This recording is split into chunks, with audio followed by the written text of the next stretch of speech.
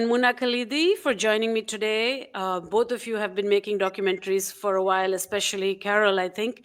But I wanted to speak to you both about your most recent project, State of Passion.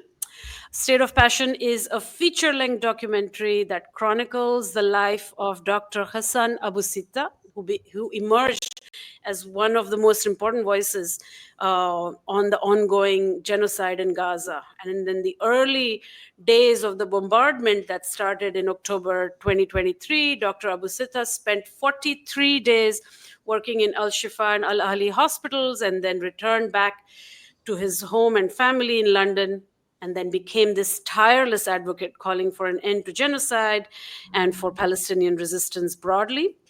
But your documentary, State of Passion, is not just a biographical feature, and you've kind of set out to tell the story of Gaza itself.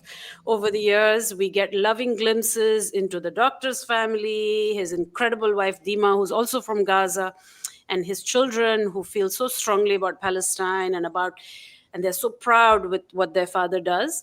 It's a really powerful film, and it's so urgent at a time when Israel is only making its campaign more brutal. And at the heart of it all, there is a real attempt to target doctors. A total of 38 hospitals have been destroyed, and doctors have been tortured and killed and detained. It's really a horrible situation. And so it can't have been an easy project to set your mind to do. So I just want to start off by welcoming you and asking how State of Passion came into being. I just want to start by saying something very important. It's not a biography. The film is on Gaza, on Palestine.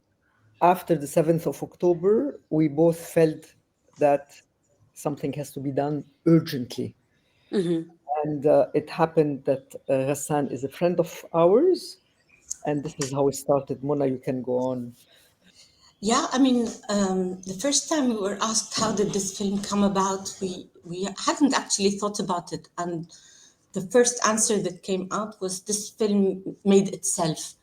I don't feel that we had any choices in this matter. The war started, the massacring started, and I speak for myself, and I think for Carol, for 2 months we were zombies, just watching Al Jazeera 24 hours a day, nonstop. And at the same time, there's this boiling sensation that I need to do something, while the overwhelming sense of helplessness, I mean, it was just increasing and it was helpless. Ghassan is a very old, dear friend, and He's yeah, not 15 old. years is a long time. No, I mean, he's not old. The friendship is old. Yeah, and every time he's gone to Gaza since I met him in 2010, we've been in touch.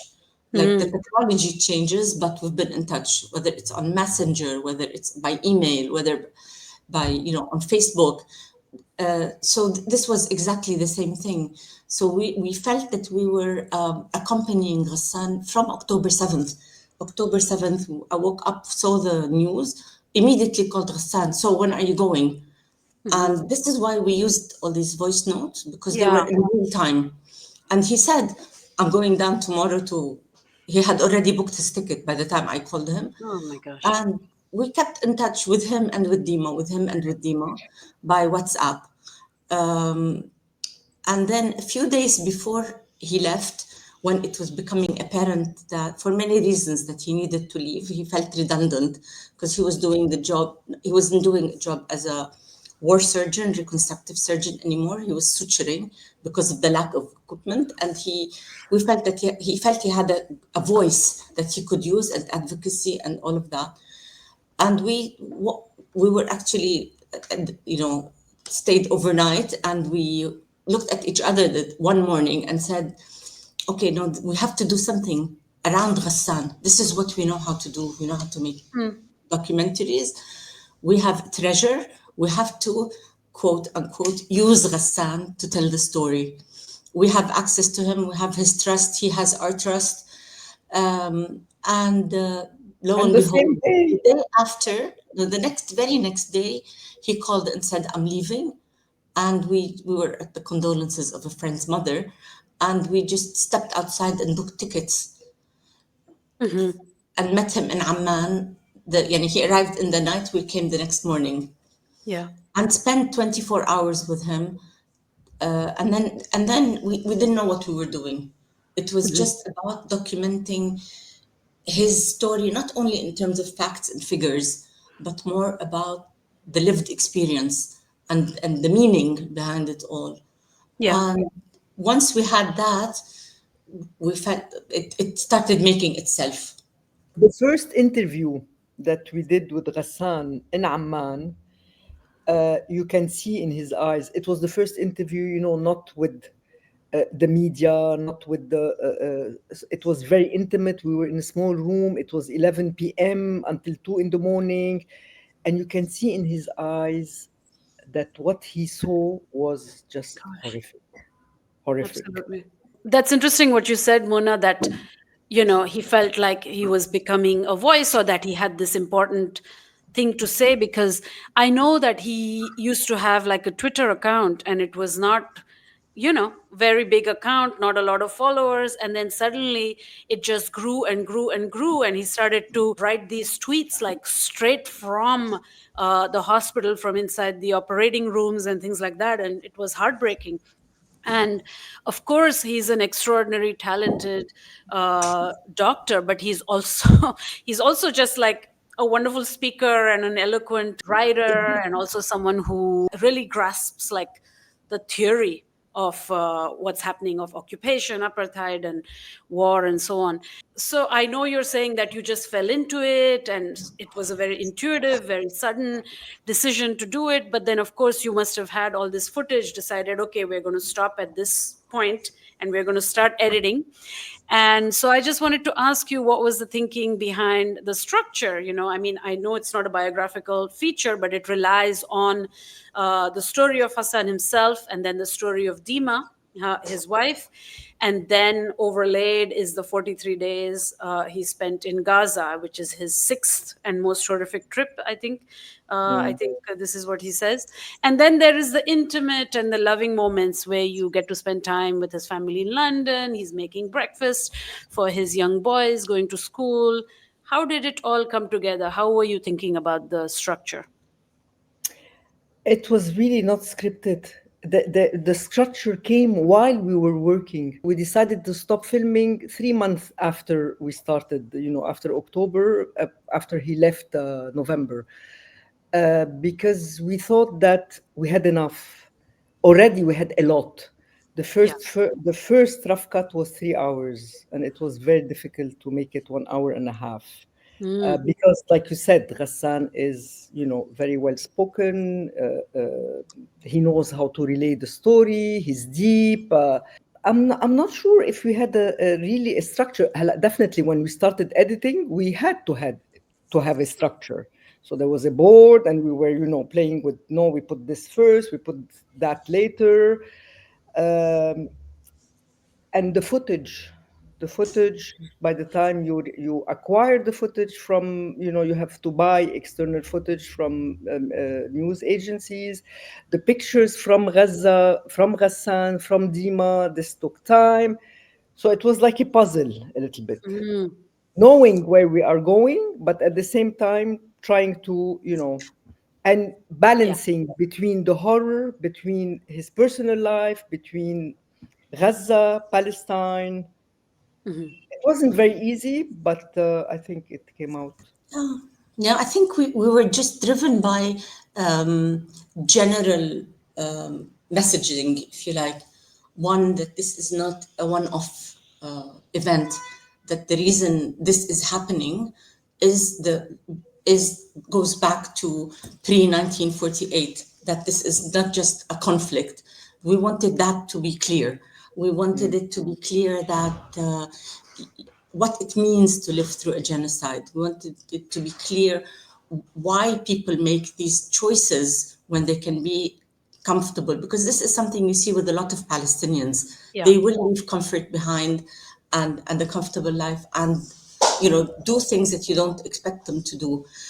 So we had all these themes, and then from the first interview with him, it was clear what general issues we wanted to tackle. Mhm. Like we wanted to show the horror, but not graphically. So Yeah, that was the decision. I mean, there are very few moments of horrific scenes, and we made sure that I mean, we didn't want to sugarcoat it, but but so we wanted a little bit, but it was more about the the the the depth of it, yeah, what yeah. it means, how you really, the effect of it, not just bits, like people mangled or maimed or I that. know. Yeah, I think you succeed actually in that form, because I was like, okay, how much am I going to cover my eyes as one sees this, Um, and sometimes I know intellectually, I know why you're doing it, but then you move from the scenes of this abject, horrific violence, and then sort of the joy and the sweetness and the food, in Amman, I imagine, and then again in London. Um, what do you make of these two? I don't know. There are sometimes I think it's important to show both sides, and it's the full range of a Palestinian experience at some level. But I wonder how you felt about that. Sometimes it Well, felt like, my God, I'm going through these two it's things. exactly what we wanted, Okay. for people to go through, like the horror, and then because Ghassan has a sense of humor, Mhm. he's very witty. Deema is very witty. The kids are. So we wanted to balance between the horror and Ghassan says it in the film, like life is full of catastrophes, but at the same time you have, moments where that are, funny. So no, it Yeah, was on purpose to balance the horror and the.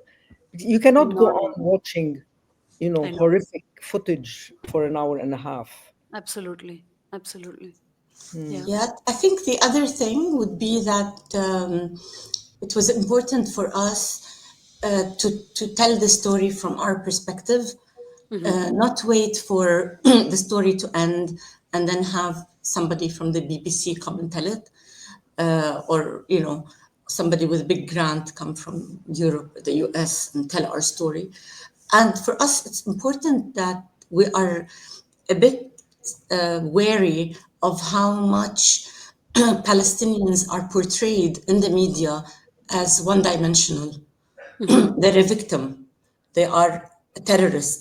They are, and for us, yes, you're a victim, but yes, that we are a victim of a huge injustice, but we're also people with agency and people with lives and with humor, and we are multi-layered.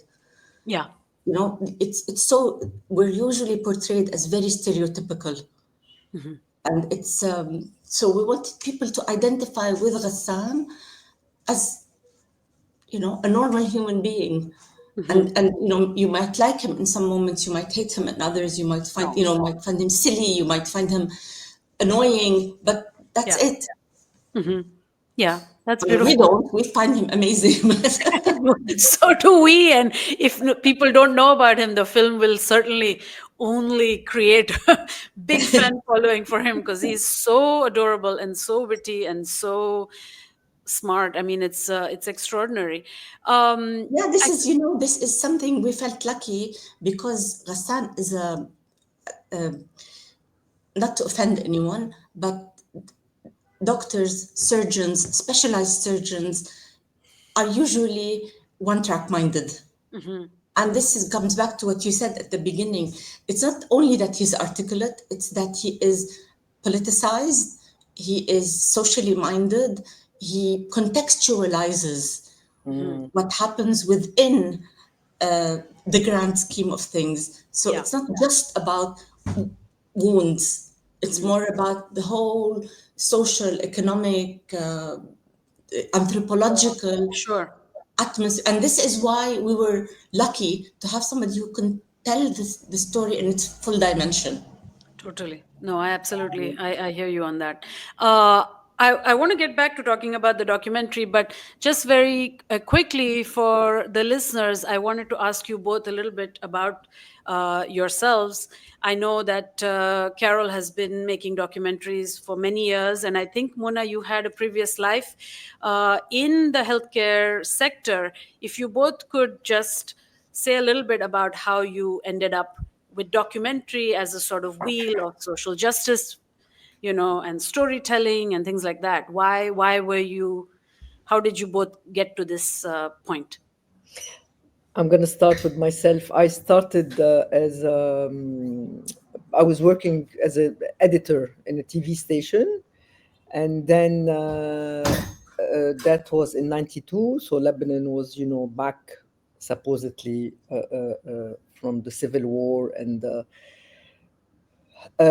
then at the TV station, I had the opportunity to become, to learn about producing, editing, directing. I was in front of the camera, the back of the camera, and 8 years later, I started to feel, like I needed to do something. It was very boring, the routine.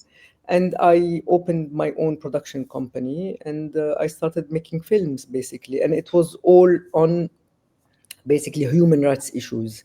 I worked Mm, a lot with the NGOs, with the UN agencies, etc., until Mona came to Forward Film Production. Yeah. okay. So, Mona, Yeah. your turn. My turn. Yes, I mean, I have a previous life, but it's also a parallel life. So my work is essentially in health, access to health, health justice, health equity, and from that, social development and health development. I work with several sectors, ranging from academia to local NGOs, to international NGOs, to UN agencies, to the government, Mm, ministries, and I still do that. I mean, I still do that on a consultancy basis. I also work a lot in the social health development, mental health development, with a very large Palestinian NGO working in the Palestinian camps with the Palestinian community in Lebanon. wow. There came a point where I had dabbled a little bit in the media at the same TV station that Carol was in. I worked for a bit there. We were producing, like, what do you call them? Public service announcements. So I always had this feeling that the media was, a good medium. Um, and then there was a time in my life where I was in my, what, 50s, early 50s, late 40s, and it became clear that for the most part, nobody was reading these reports that I was spending hours, days, weeks writing, because I would get asked to do it again. and Yeah. and we collaborated on a film that was commissioned by MSF, actually, on mental health Mm. in Lebanon. I Oh was wow. working with the MSF at the time on their advisory board, and they asked me to, take a look. And Karen was working on the film, and I found it a new world for me, Wow. because you can tell the same story but much more effectively than a Yeah. report that only three Sure. people will read, if they do that.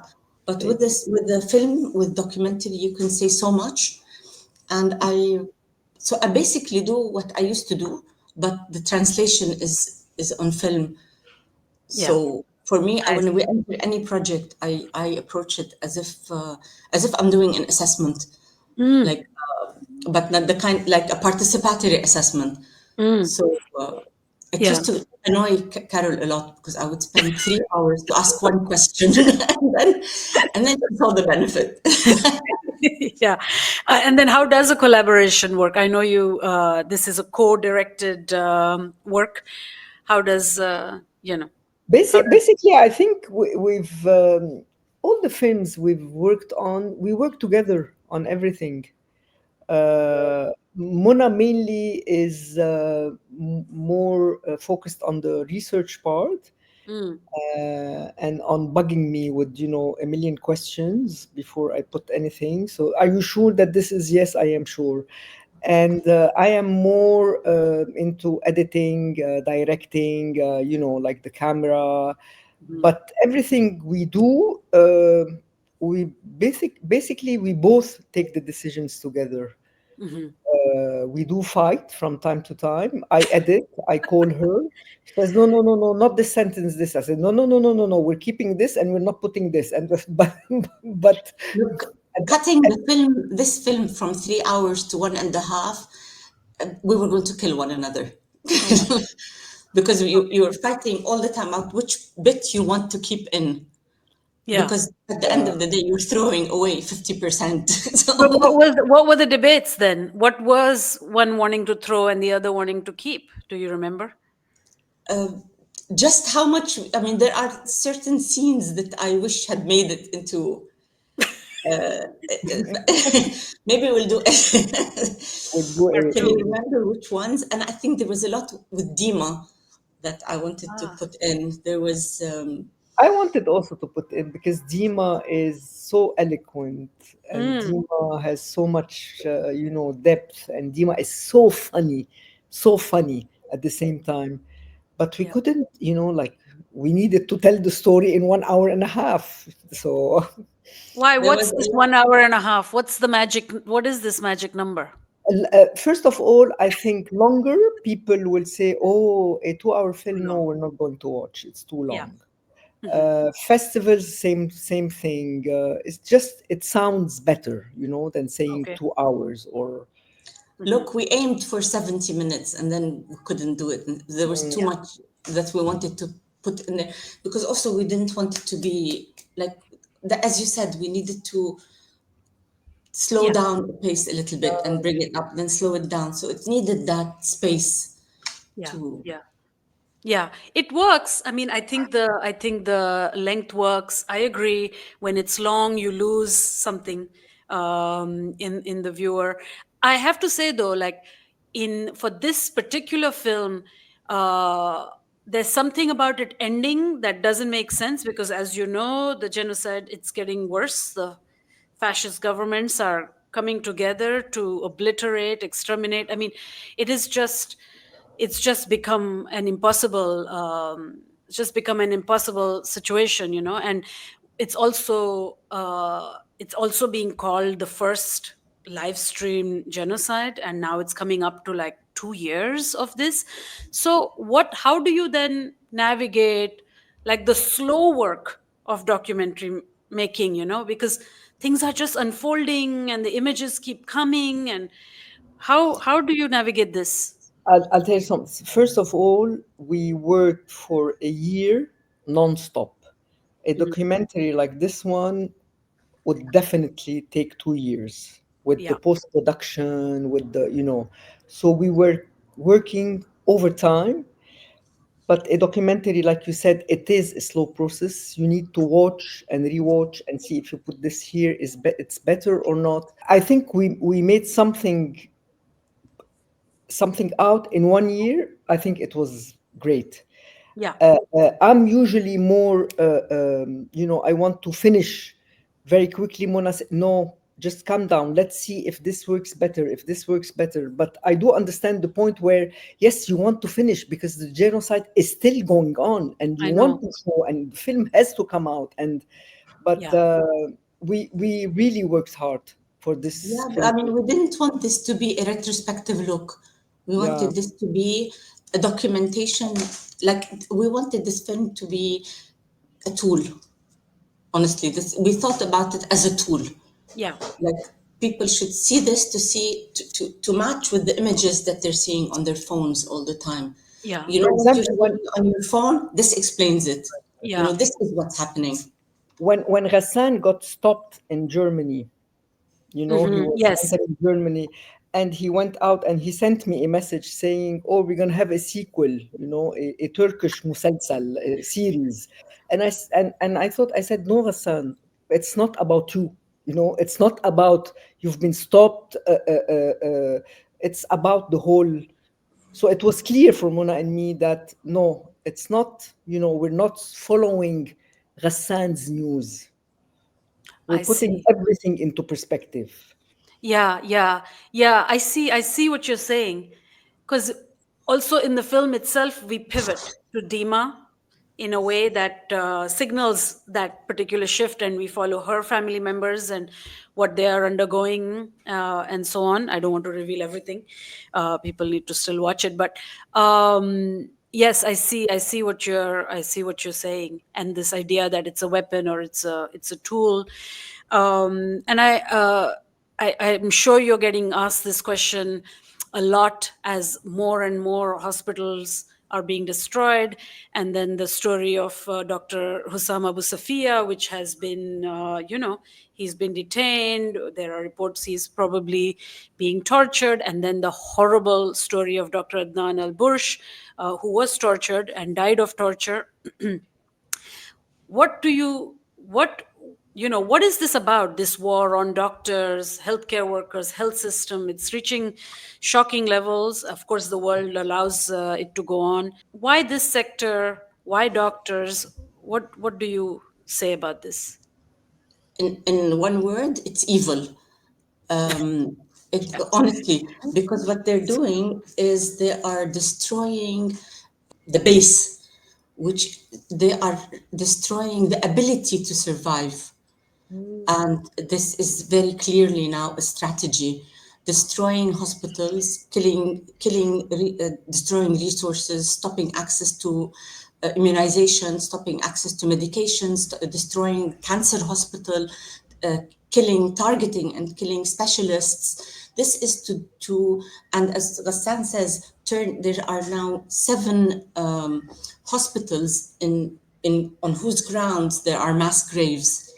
So they're turning places of healing into places of death. It's Yeah. necropolitics. I Yeah. mean, in its most awful, most vile, most evil sense. They want not only to kill now and maim now, they want to stop the ability to survive. Hmm. So when you destroy the health sector, you're not only destroying the hospitals, you're not only preventing immediate surgeries, you're causing children to die from malnutrition because you cannot offer treatment. You're causing the women Infections. to die in childbirth because the conditions are not safe. You are silently killing uh, uh, people with uh, underlying conditions, with chronic illnesses. You're basically killing people slowly, and it's looking like the objective is to kill. Hmm. This is what it's looking like, and this is a very effective way of killing people. One of the things Ghassan says in the film and makes a lot of sense is they have targeted also, and not only generally killing paramedics and nursing staff and pathologists and doctors and surgeons. What they're doing is killing specific people with very specific skill sets that now do not Special. exist in Gaza anymore. Mm. And I mean, this is why the foundation has taken it upon itself to also offer residency. But a residency program is 5 years. And if the war ends now and we offer residency programs to like specialists, let's say pathology, so that you can run your cancer programs, this will take 5 years. So they're really crippling the population. Yeah.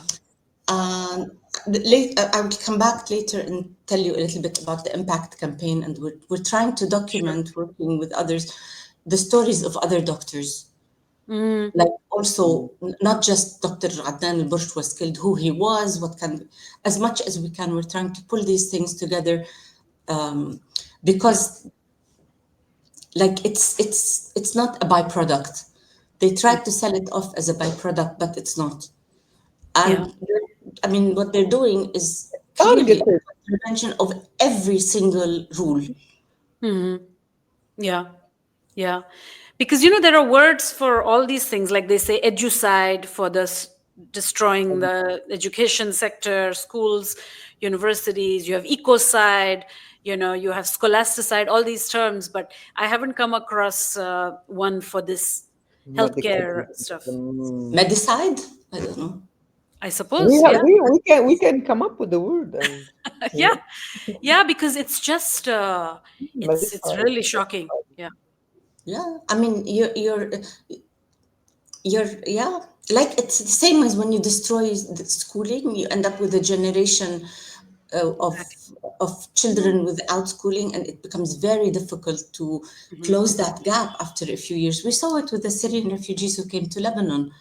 Yeah. After 3, 4, 5 years of no schooling, you've lost them, and Hmm. now you have a generation and you will have the same with the health sector. And this is what they're aiming for. Yeah, Hopefully people around the globe will jump in and try to,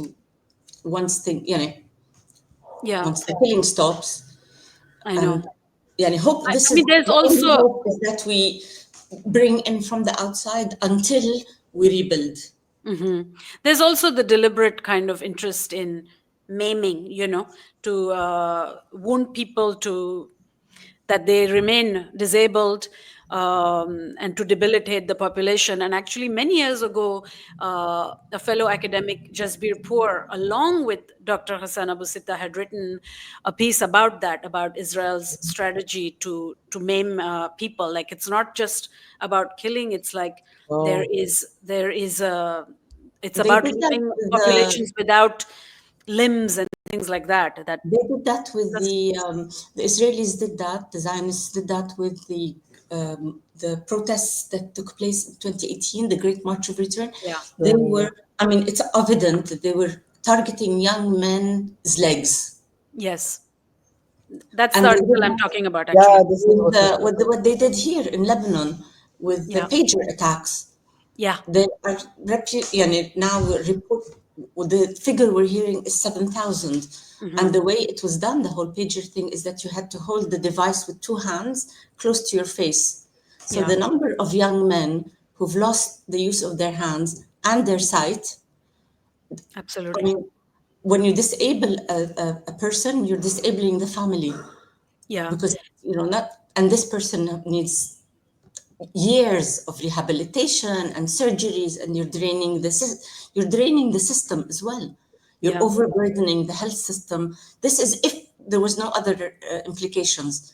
yeah, Just the repeated surgeries, like with the children, the estimate is 8 surgeries for a child who's lost a limb as they grow.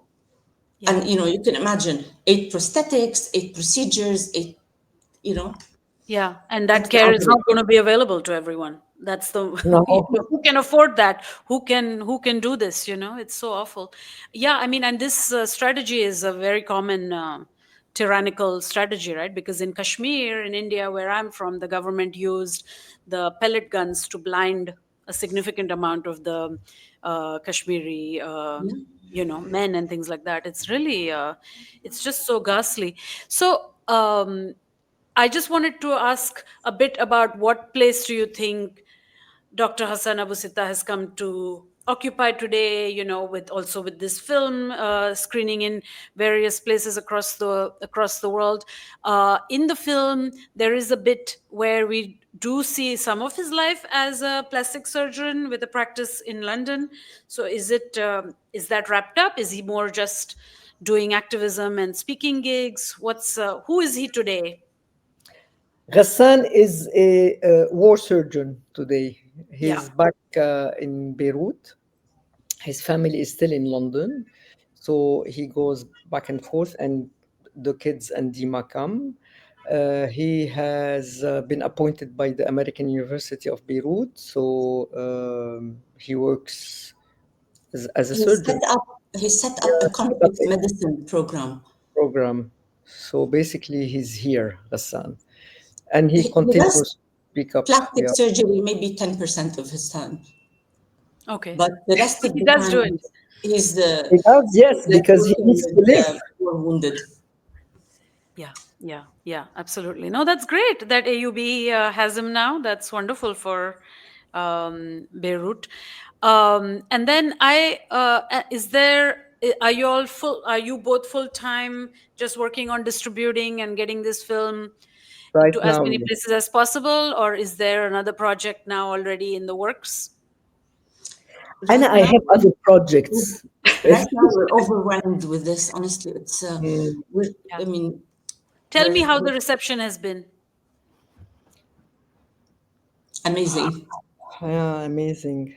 Yeah. I Yeah. mean, When what we've heard. I mean, the thing that resonates most with us is people coming and saying, "Okay, I knew this was happening, but I didn't really know." So Right. for us, this mm, is like if one person suddenly becomes interested in learning more, it's an achievement. Yeah. And it's being picked up. I mean, there's the normal thing with festivals and stuff. Yeah. It's going to festivals, but more importantly, it's being picked up by things like Doctors Against Genocide, by medical schools. We had one in Dublin. We have one with we had a screening and then discussion today with the public health FXB at Harvard. We have another screening at Johns Hopkins. So people are picking it up from the angle of public health, Yeah. everything they're facing, yani.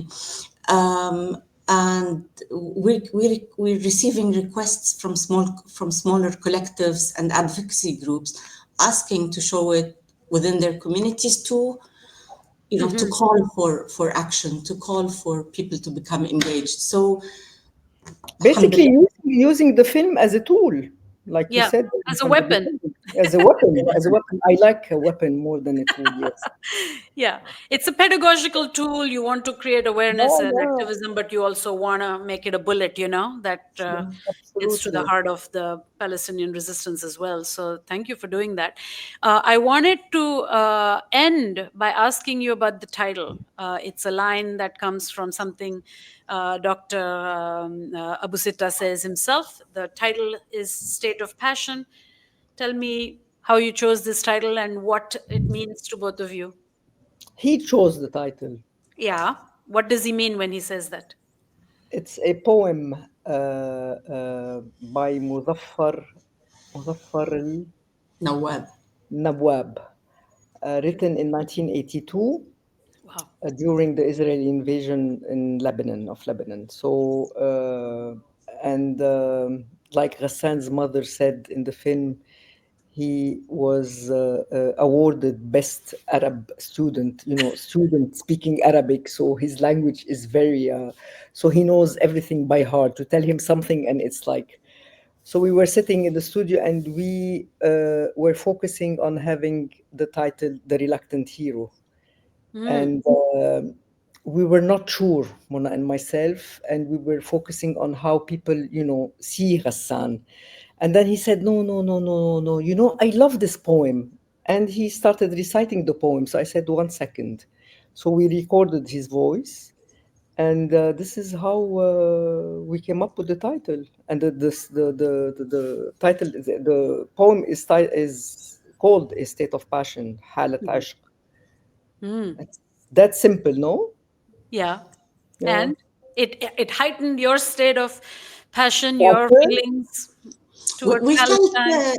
we Mm, felt that it reflected all the work that he does, all the yeah. work, Deema's state, the kids' state. It's this State of passion. passion for justice, passion for Palestine, passion for and we worked on this with a lot of passion, and we felt it came together. Yeah. It was one of those moments. Yeah. Yeah. That's beautiful. Thank you so much for talking to me Thank today. you. It's been a Thank pleasure. you.